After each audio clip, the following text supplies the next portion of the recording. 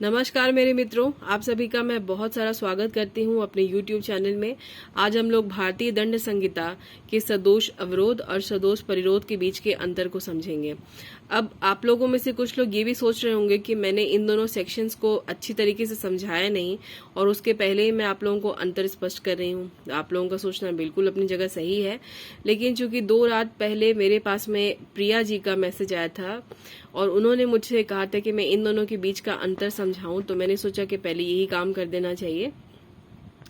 और ये सभी लोगों के लिए हेल्पफुल है, ऐसा नहीं है कि सिर्फ प्रिया जी के लिए हेल्पफुल है, सबके लिए है। और इन दोनों के बीच का जो मतलब है, दोनों सेक्शंस को मैं अच्छी तरीके से अलग अलग वीडियो में जरूर समझाऊंगी। फिलहाल आज यही पढ़ते हैं। ये सेक्शन अपने आप में बहुत इंपॉर्टेंट है, इसका हर कुछ, इसका इलस्ट्रेशन, इस सेक्शन का एक्सप्लेनेशन और इसका अगर एक्सेप्शन है तो वो भी, इन दोनों के बीच का डिफरेंस आपको सब कुछ जानना है। तो आइए शुरुआत करते हैं सदोष अवरोध और सदोष परिरोध, wrongful restraint and wrongful confinement. तो सबसे पहला अंतर जो कि आप लोगों को जानना चाहिए और आप लोगों को अपने आंसर में लिखना भी चाहिए, और मैं तो कहूंगी कि आपको रट्टा ही मार लेना चाहिए। सबसे पहले तो ये जानना है कि सदोष अवरोध को 339 में डिफाइन किया गया है और उसके बाद सदोष परिरोध को 340 में डिफाइन किया गया है। तो ये तो हो गई सेक्शंस की बात। अब आगे चलते हैं। सदोष अवरोध के लिए ये कहा जाता है कि जब किसी व्यक्ति को सदोष अवरोध किया जाता है तो उसको किसी ऐसी दिशा में जाने से रोक दिया जाता है जिधर जाने का उसका अधिकार है। यानी उसको जाने नहीं दिया जा रहा है जहां वो जाना चाहता है और वहां जाने का उसका बिल्कुल अधिकार बनता है। अब इसके बदले में अगर हम देखें सदोष परिरोध के मामले में, तो यहाँ पे व्यक्ति को निश्चित परिसीमा में रोक लिया जाता है। मतलब वो जहां है उसको वहां से बाहर नहीं निकलने दिया जा रहा है। और यहाँ पे क्या है कि उसको कहीं और जाने से रोका जा रहा है। जैसे कि मैं अगर कहूँ कि एक मोहल्ले से दूसरे मोहल्ले में नहीं जाना, मतलब दूसरे वाले मोहल्ले में जाना ही नहीं है, तो मैं यहाँ सिर्फ एक मोहल्ले में जाने से मना कर रही हूँ। कहाँ? सदोष अवरोध जब लगा रही हूँ।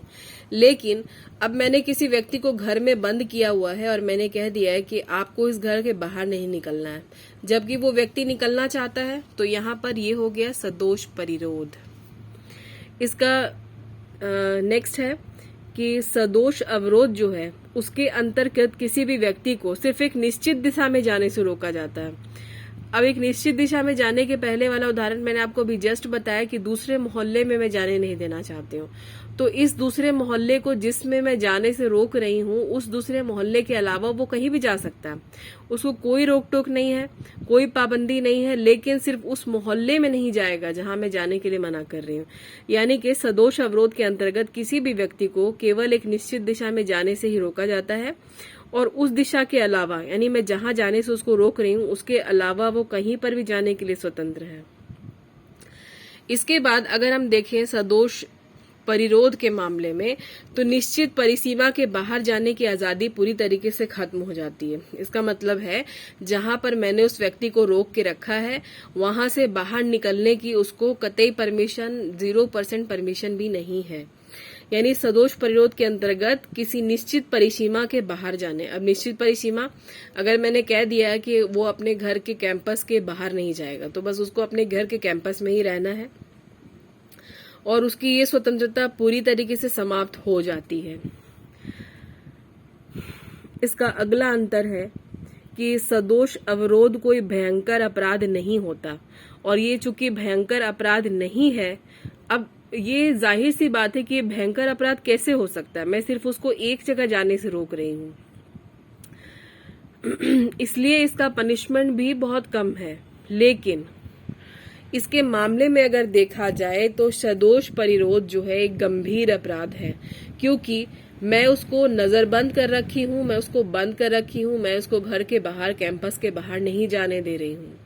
इसीलिए इसका अपराध भी थोड़ा ज्यादा दंडनीय है। मतलब कि सदोष अवरोध के मामले में सदोष परिरोध के लिए जो दंड है वो थोड़ा ज्यादा है। अगला अंतर और आखिरी अंतर पनिशमेंट से है कि सदोष अवरोध के मामले में दोषी व्यक्ति को 1 महीने का सादा कारावास मिलता है और 500 रुपए का जुर्माना और या तो दोनों ही लग सकता है, मतलब कारावास भी लगेगा, जुर्माना भी लग जाएगा साथ में, या तो सिर्फ कारावास या जुर्माना। दोनों लगने का मतलब है कि या तो जब किसी के साथ में आपको या तो वर्ड दिखा रहा है तो या तो सिर्फ उसको जेल ही भेजा जाएगा या तो सिर्फ जुर्माना ही वसूला जाएगा। लेकिन अगर या तो है तो या तो दोनों ही लग जाएगा, या दोनों में से एक। अब इसके मुकाबले में सदोष परिरोध का जो आप देख रहे हैं पनिशमेंट, यहाँ पे 1 साल तक का कारावास है और यहाँ 1000 रुपए तक का जुर्माना है। या तो आपको दोनों साथ लगेगा या दोनों अलग अलग। तो यही है, इतना सा ही है जो आपको इसमें जानना चाहिए। हालांकि ये थोड़ा और लंबा हो सकता है, लेकिन चूंकि मुझे आप लोग को समझाना था इसलिए मैं थोड़ा शॉर्ट में मैंने अंतर को बनाया है। बुक पे थोड़ा और लॉन्ग होगा और आप लोग इसको चाहें तो थोड़ा और भाषा अपने हिसाब से बढ़ा सकते हैं थोड़ा, और चाहें तो आप स्पष्टीकरण भी डाल सकते हैं। मतलब जो भी आप चाहें इस सेक्शन से रिलेटेड एक्सप्लेनेशन अगर आपको करनी है तो आप वो भी कर सकते हैं।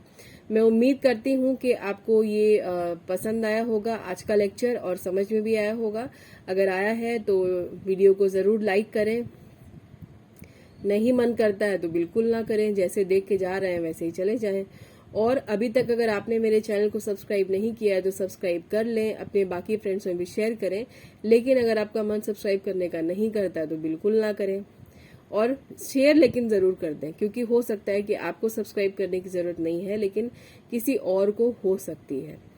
इसके बाद कोई भी समस्या आपकी लॉ से रिलेटेड हो या पढ़ाई से संबंधित हो किसी भी तरीके की, तो आप मुझे कमेंट सेक्शन में बता सकते हैं। मैं बिल्कुल आपकी समस्या का समाधान करने की कोशिश करूंगी।